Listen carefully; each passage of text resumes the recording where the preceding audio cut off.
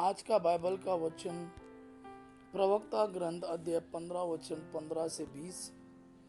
दूसरा वचन संत पौलुस का कोरिन्थियों के नाम पहला पत्र अध्याय 2 वचन 6 से 10। और आज का सुसमाचार सन्मति के अनुसार अध्याय 5 वचन 17 से 37। प्रवक्ता ग्रंथ अध्याय 15 वचन 15 से 20।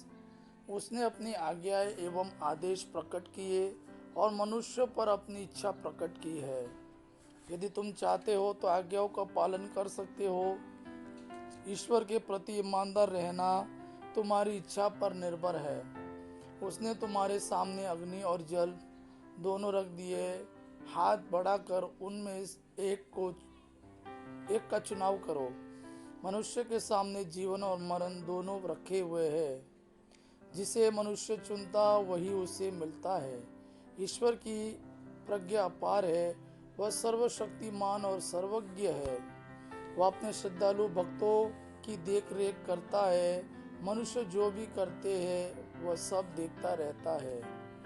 दूसरा वचन संत पौलुस का कोरिन्थियों के नाम पहला पत्र अध्याय 2 वचन 6 से 10।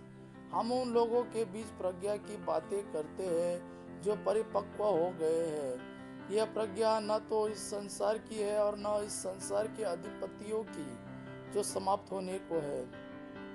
हम ईश्वर की उस रहस्यमय प्रज्ञा और उद्देश्य की घोषणा करते हैं जो अब तक गुप्त रहे, जिन्हें ईश्वर ने संसार की सृष्टि से पहले ही हमारी महिमा के लिए निश्चित किया था और जिनको संसार के अधिपतियों में किसी ने नहीं जाना। यदि वे लोग उन्हें जानते तो महिमामय प्रभु को क्रूस पर नहीं चढ़ाते। हम उन बातों के विषय में बोलते हैं जिनके संबंध में धर्मग्रंथ यह कहता है, ईश्वर ने अपने भक्तों के लिए जो तैयार किया है उसको किसी ने कभी देखा नहीं, किसी ने सुना नहीं और न कोई उसका कल्पना भी कर पाया।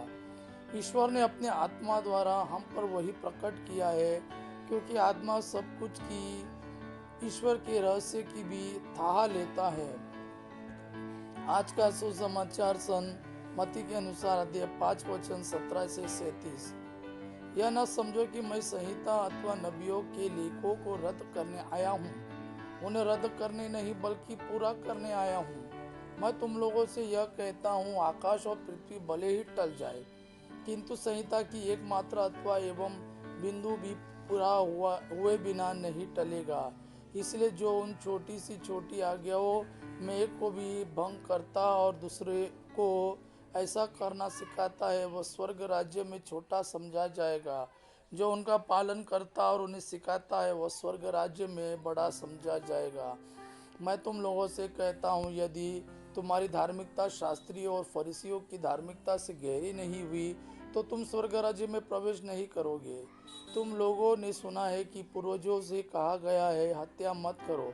यदि कोई हत्या करे तो वह कचहरी में दंड के योग्य ठहराया जाएगा। परंतु मैं तुमसे यह कहता हूँ, जो अपने भाई पर क्रोध करता है वह कचहरी में दंड के योग्य ठहराया जाएगा। यदि वह अपने भाई से कहे, रे मूर्ख, तो वह महासभा में दंड के योग्य ठहराया जाएगा। और यदि वह कहे, रे नास्तिक, तो वह नरक की आग के योग्य ठहराया जाएगा। जब तुम वेदी पर अपनी भेंट चढ़ा रहे हो और तुम्हें वहाँ याद आए कि मेरे भाई को मुझसे कोई शिकायत है, तो अपनी भेंट वही वेदी के सामने छोड़कर पहले अपने भाई से मेल करने जाओ और तब आकर अपनी भेंट चढ़ाओ। कचहरी जाते समय रास्ते में ही अपने मुद्दई से समझौता कर लो। कहीं ऐसा न हो कि वह तुम्हें न्यायकर्ता के हवाले कर दे, न्यायकर्ता तुम्हें प्यादे के हवाले कर दे और प्यादा तुम्हें बंदीगृह में डाल दे। मैं तुमसे यह कहता हूँ, जब तक कोड़ी कोड़ी न चुका दोगे तब तक वहाँ से नहीं निकल पाओगे। तुम लोगों ने सुना है कि कहा गया है, व्यभिचार मत करो। परंतु मैं तुमसे कहता हूँ, जो बुरी इच्छा से किसी स्त्री पर दृष्टि डालता है वह अपने मन में उसके साथ व्यभिचार कर चुका है। यदि तुम्हारी दाहिनी आंख तुम्हारे लिए पाप का कारण बनती है तो उसे निकाल कर फेंक दो। अच्छा यही है कि तुम्हारे अंगों में से एक नष्ट हो जाए, किंतु तुम्हारा सारा शरीर नरक में न डाला जाए। यदि तुम्हारा दाहिना हाथ तुम्हारे लिए पाप का कारण बनता है तो उसे काट कर फेंक दो। अच्छा यही है कि तुम्हारे अंगों में से एक नष्ट हो जाए, किंतु तुम्हारा सारा शरीर नरक में न जाए। यह भी कहा गया है, जो अपनी पत्नी का परित्याग करता है वह उसे त्याग पत्र दे दे। परंतु मैं तुमसे कहता हूँ, व्यभिचार को छोड़ किसी अन्य कारण से जो अपनी पत्नी का परित्याग करता है वह उससे व्यभिचार कराता है, और जो परित्यक्ता से विवाह करता है वह व्यभिचार करता है।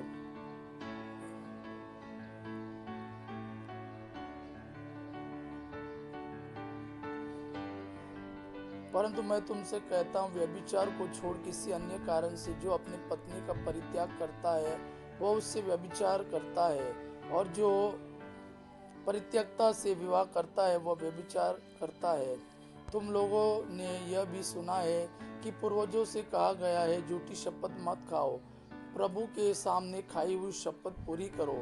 परंतु मैं तुमसे कहता हूँ, शपथ कभी नहीं खाना चाहिए, ना तो स्वर्ग की, क्योंकि वह ईश्वर का सिंहासन है, और न पृथ्वी की, क्योंकि वह उसका पावदान है, न यरूशलेम की, क्योंकि वह राजाधिराज का नगर है, न पृथ्वी की, क्योंकि वह उसका पावदान है, और न यरूशलेम की, क्योंकि वह राजाधिराज का नगर है, और न अपने सिर की, क्योंकि तुम इसका एक भी बाल सफेद या काला नहीं कर सकते। तुम्हारी बात इतनी ही हो, हाँ कि हाँ, नहीं कि नहीं। जो इसके अधिक है जो इसके अधिक है वह बुराई से उत्पन्न होता है। यह प्रभु का वाणी है। प्रभु को धन्यवाद। अब पिता की महिमा और पुत्र यीशु का प्रेम आप पर सदा सर्वदा बना रहे। आमीन।